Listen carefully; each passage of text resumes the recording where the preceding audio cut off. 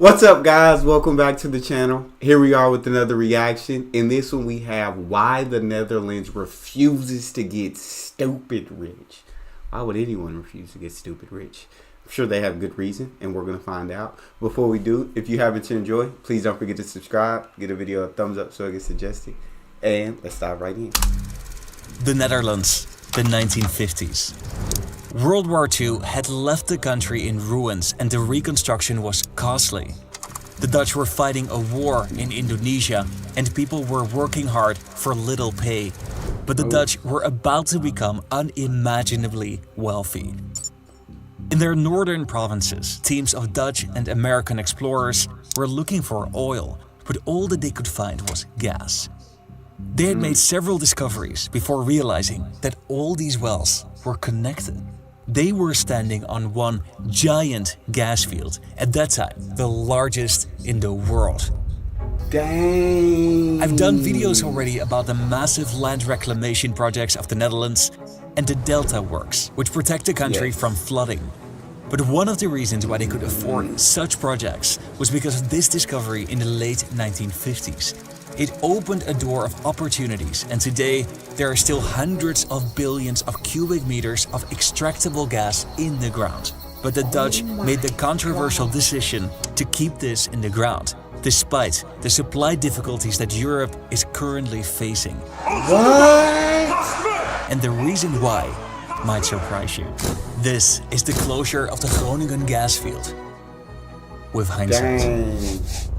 I can't wait to hear the decision behind this. I assume this gas is not good for their environment, or something could go terribly wrong with it, would be the reason that they wouldn't want to get rich from it. So I love making these videos and I hope to one day make it my full-time job.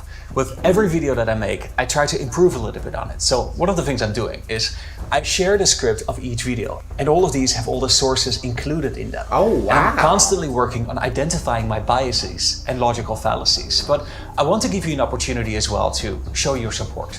And that's why I created a Patreon page.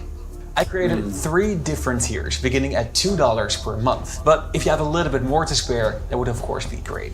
This would help me spend more time on perfecting these videos and to keep the upload schedule consistent.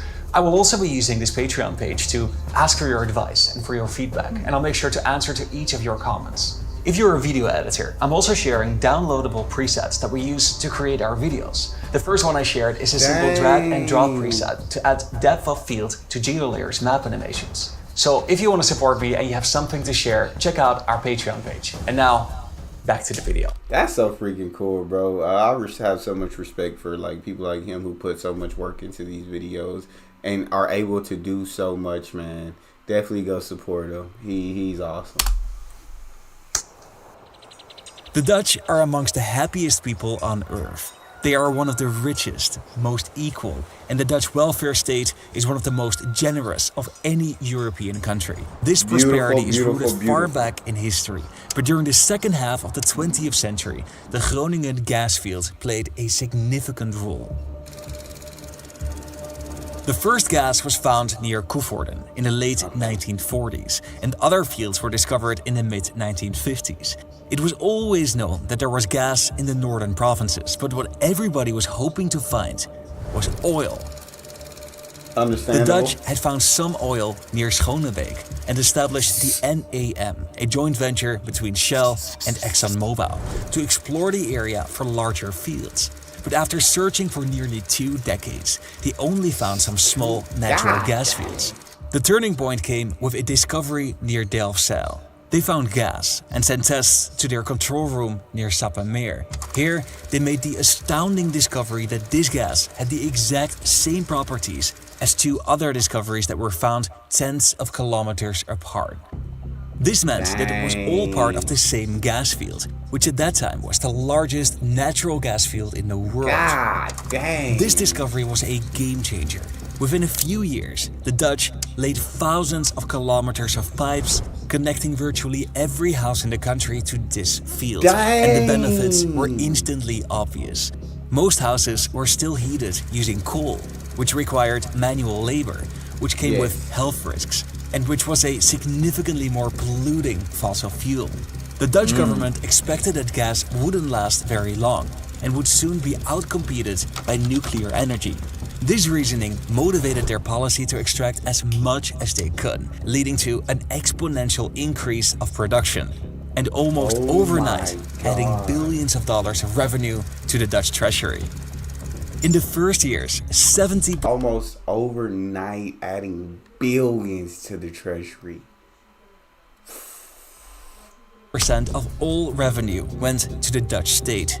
But in God the 1970s, dang. this was first raised to 85% and later to 95%. But all this sudden extra cash began showing a flip side. Here's the problem. The revenues from natural gas strengthened the Dutch guilder. And for other sectors, this meant that their exports now became more expensive and were less competitive. This phenomenon is now called Dutch disease, the increase in the development of one sector leading to the decline of other sectors. In 1970, unemployment was just 1%, but only 10 years later, this had risen to 12%, well above the average of Northern European countries. It seemed like nuclear energy was not taking off after all. And there was a global energy crisis. Because of all these reasons, the Dutch lowered production to a more sustainable level. And now they could start thinking about how to invest their billions. Yeah. I've done a video about Norway and showed how they invested most of their oil revenue into a sovereign wealth fund, which is now worth $1.6 trillion. But the Dutch decided to go in a different direction. They passed extensive reforms to their welfare system and guaranteed child allowances, social assistance, and benefits for the sick and disabled. They created the second most generous welfare system in the world, only after Sweden. And much of this was financed by their abundant revenues from natural gas. That's truly incredible. That shout out to them. It sounds to me like the money went to the right place, and that's helping your citizens as much as possible. Notable investments were made in infrastructure projects, like some of the later works of the Delta Works. In 1992, unemployment had gone down to 8%, and they managed to bring this further down to 2% in 2001. The Dutch had made an epic comeback, and the future of Dutch gas began to look rosy again. This gas is extracted from sandstone that lies 3 kilometers below the surface. But after nearly 3 decades of extraction, this rock started to cave, and this caused earthquakes. In 1991, the first earthquake was measured with a strength of 2.4 on the Richter scale.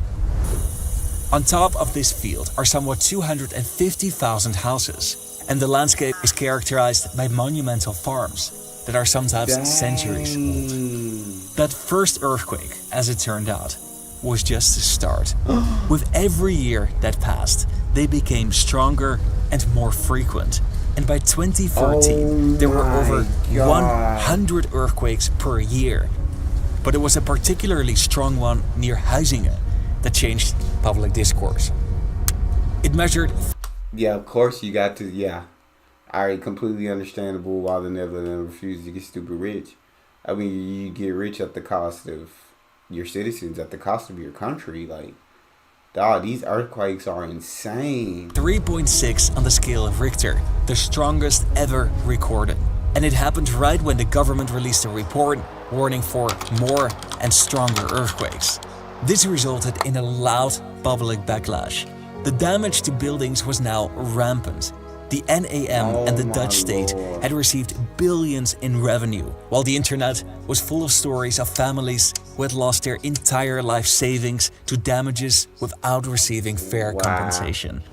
1 in 10 homeowners felt unsafe, and the added stress led to health problems. The extraction of natural gas also led to land subsidence. In 2018, the land had fallen at its deepest point with 37 centimeters or 15 inches. And this process is still ongoing. It's controversial to what extent this subsidence is contributing to damages in the area, but it added to an already long list of grievances about the extraction of gas. The government in Wow. 2014 decided to gradually phase out production on this field, but this was not without consequences. 50% of all the natural gas that's produced in the EU comes from Groningen, and 2/3 is extracted from this field. Dang. But in 2016, after another series of strong earthquakes, the government decided to lower the production yet again. Despite this, in 2018, the province was hit with the strongest earthquake in 5 years, and this was the last straw. Yeah. Over 100,000 houses were damaged, which is more than a my third, God. and there were a total of 1 million different claims. Ever since that strong earthquake in 2012, the Dutch parliament has debated nearly every month about compensating the damages of natural gas extraction, and that continues to this day. But what makes the situation so harrowing is that this region is already one of the most economically challenged in the country. Groningen is the poorest Dutch province, while in 2018 it was falsely listed as one of the richest regions in Northern Europe, even ranking above Vienna, Bayern, and Stockholm, because they included natural resources as part of the region's GDP. But this industry enriched not the region, but the Dutch state and the large oil companies, turning it increasingly emotional. In the words of the state secretary, there are plenty of reasons to close gas extraction. Some find them emotional. I find them rational. Groningen gas cannot be extracted safely, but this has been denied for years and has led to, among other things, a huge breach of trust. We close because earthquakes make people sick and destroy communities. Yes. You have no choice but to close it down, man. Like you said, it ruins communities, makes people sick. You're taking away people's livelihoods. You're not fairly compensating people for their losses. I can't imagine that, man. It's over 100 earthquakes a year.